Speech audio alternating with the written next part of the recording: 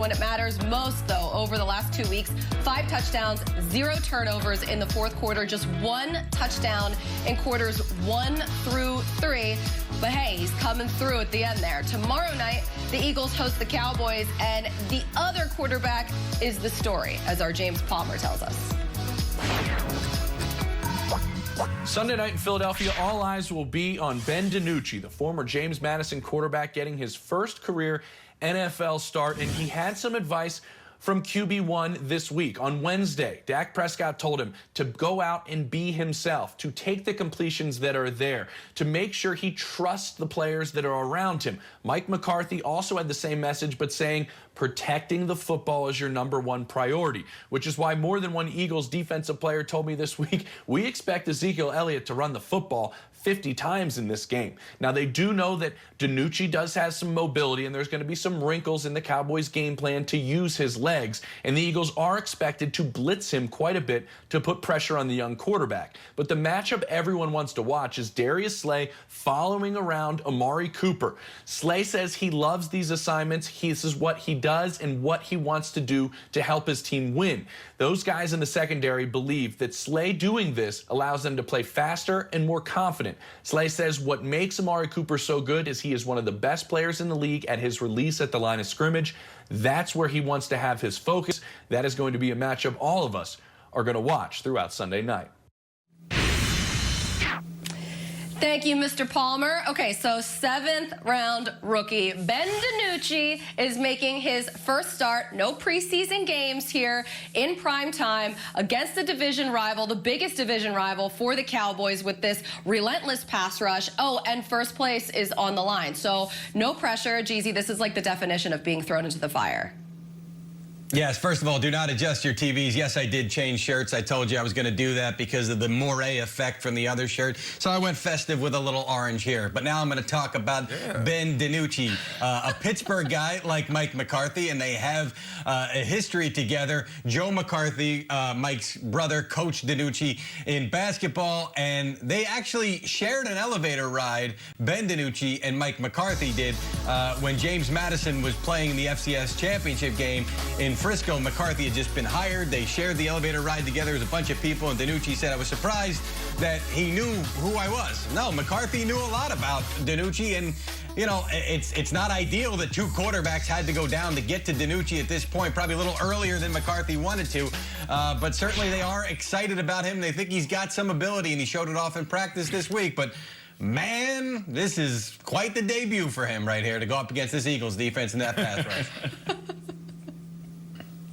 He was asked this week if he thought the Eagles were going to come after him. Obviously, he was like, yeah, I would assume so. Bring the whole house. And yeah, that's what's going to happen, especially with this Dallas offensive line. And the fact that this is Ben DiNucci's first start. I mean, listen, this offensive line in Dallas, they've lost backups to backups. Watching them is like pouring Tabasco sauce in your eyes every week. So they're going to have a lot to handle with this Eagles pass rush. The Eagles, top 3. I'm just saying, top 3 in the NFL in sacks and quarterback hits.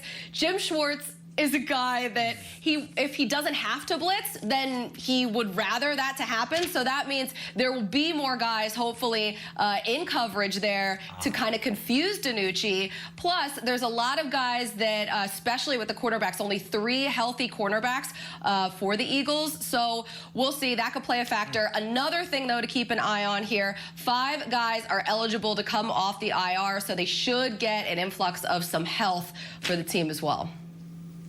Love it. Yeah. Colleen, you're a little messed up talking about Tabasco sauce and Mike Nolan. That won't right.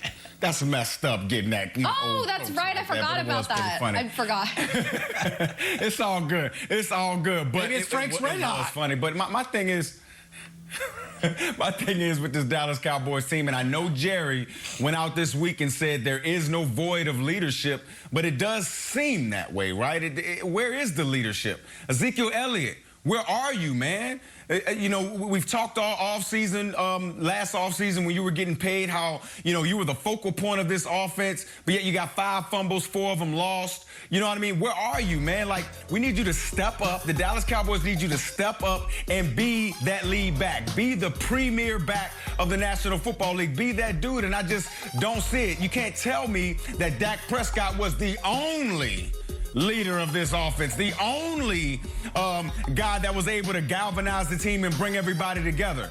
I mean, Ezekiel Elliott, you average over 140 scrimmage yards against the Philadelphia Eagles, so I'm assuming you should have a better day than you've been accustomed to having over the past few weeks. But come on, man, you're one of the out of the top 13 rushers, you're one of only 2 rushers that don't have 100 yards in a game this season. You got to get back on track, big dog. Yeah, look, this might as well have been our most frightening segment because the NFC East is scary, and these teams have both showed bad football. Colleen, you mentioned the offensive line for the Cowboys, and when you look at their 2 twin towers, right, Tyron Smith and Lyle Collins, both done for the year. All right, 2 of the highest paid tackles in the league right now, and they're not even playing for them. So, yeah, who would raise your hand if you thought Cam Irving and Terrence Steele were going to be the starting tackles? But guess what? The Philadelphia Eagles had Jordan Mailata starting at left tackle and Jack Driscoll at one point too, and they're still finding a way to get production. The Dallas defense has been a problem, and they paid a lot of money to DeMarcus Lawrence and Tyrone Crawford. Guess what? DeMarcus Lawrence has 2 sacks and 2 quarterback hits, and he's one of the highest paid defensive players in the game right now. So they need more production on the defensive side of the ball. But the one shining beacon of light for the Philadelphia Eagles right now is Travis Fulgham. And when you watch film on this guy, man, he's jumping off of the page. This guy in and out of breaks, his acceleration's phenomenal. I watched him turn Marcus Peters around and run right by him. He has 3 touchdowns in the last 4 games. He's been phenomenal, and I think when you look at what he's done since week 4, he's got more receiving yards and more touchdowns than any receiver in the NFL since week 4. So he and Carson Wentz, they've got a budding relationship, and against this Dallas Cowboys secondary that is just letting people run through the middle of the defense, they're running by their corners. They just got rid of a corner. So this is going to be a frightening game for this Dallas Cowboys defense with Travis Fulgham. That's true. Plus, they get Jalen Reagor back as well, so they get some speed, and that might even help out Travis Fulgham as well. So a Sunday night affair, a treat for all of us on this Halloween weekend for sure. Eagles and Cowboys.